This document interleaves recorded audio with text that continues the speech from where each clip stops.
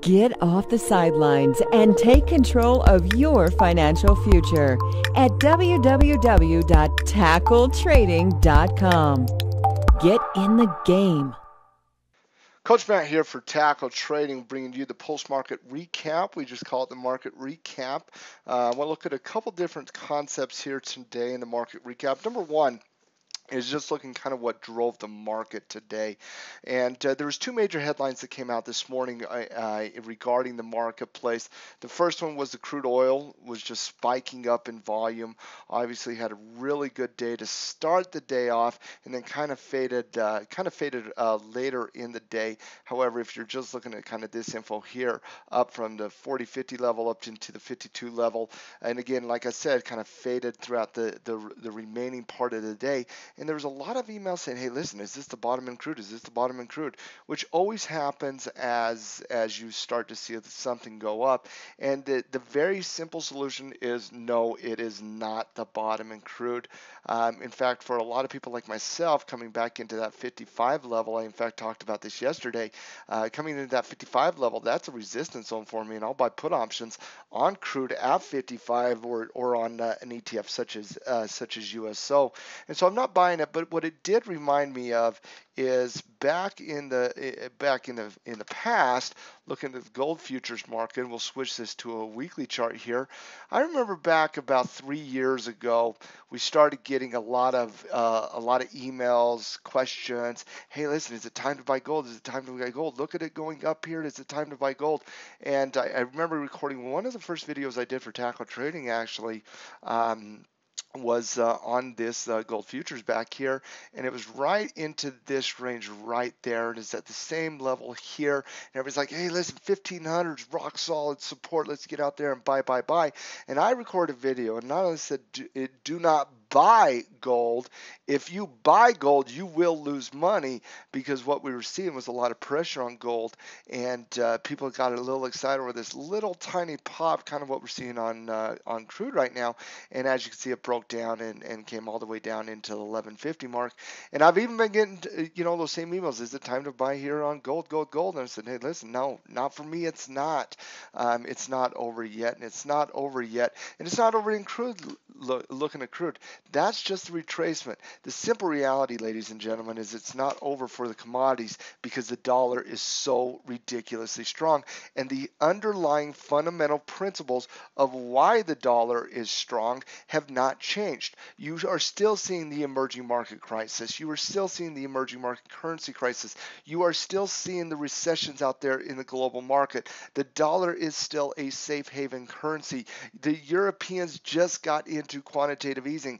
All of this is currently ongoing, so nothing fundamentally has changed in the dollar.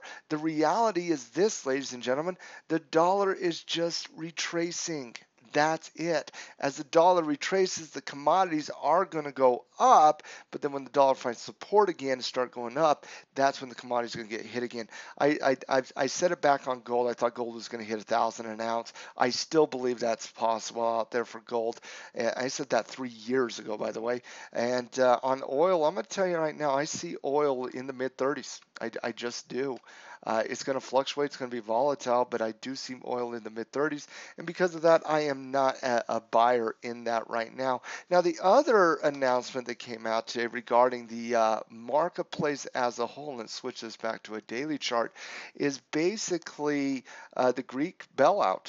There was an early announcement that said Greece had accepted not only the bailout from the European Union, but the promise to repay it, and the plan. There was an agreement between Greece and the European Union. It later came out that that was not true, but that did not stop the market from having an absolute wonderful day. As you can see here, looking at the E-mini chart, at the very first day the market started going down, but it just trended very nicely throughout the entire day, and there was just higher highs, higher lows, higher highs, higher lows. That was all it was. There was nothing that really kind of came out to stop it, and I do foresee this to continue. We do have some major economic reports tomorrow. ADP non-farm roll payroll comes out tomorrow. The British are announcing interest rates on Thursday, but I fully expect that to get into the 2060 resistance area there, based on the momentum we've seen. And that was again not something I've personally wanted to see. Earlier today, I had went short on a day trade on the Nasdaq. The Nasdaq was tremendously underperforming the rest of the market, and so here on the Qs, I actually, right when it broke support right there, I actually went into a day trade, thought the market was going to catch up to the Qs, reversed and hammered me a little bit on that. But you can't argue with price action, ladies and gentlemen. Finish strong. Look for the Nasdaq to go into the 104.5 level as well. I do foresee the dollar continuing to retrace very, very, very short term. I do expect the market to hit into some resistance in the very near future, regardless of how negative the economic reports we've seen recently, and which they have. We've had 5 misses from an economic reporting standpoint in a row here. That has not stopped the market. Expected to hit resistance fairly soon. Dollar to retrace very, very short time fairly soon. But looking at a couple things I just want you to keep your mind on.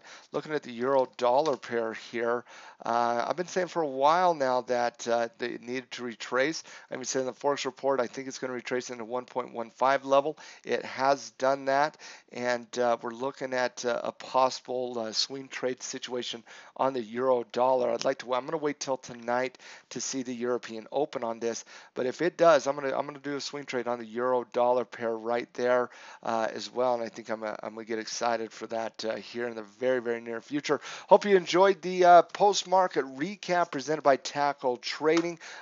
Tomorrow I'll have somebody else do it, and I will be in the amazing city of New York City teaching some wonderful people for Rich Dad Education over the next 3 days. So I won't be back active at Tackle Trading until the weekend, when we start doing the Tackle Top 25, the Tackle 25 ETFs, and the Forex report will be coming to you again early next week. Hope you have a great week trading. Got a lot of news-based trades out there.